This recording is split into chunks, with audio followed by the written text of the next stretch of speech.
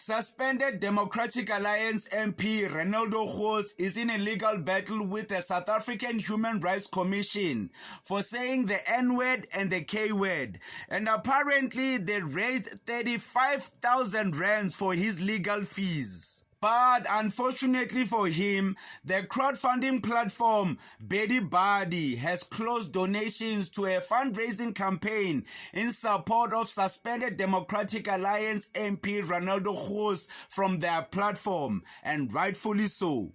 I guess Renaldo Goos never really learned his lesson, because there's a lady a couple of years ago who actually said the K-word 48 times to a traffic cop, and guess what? She was arrested.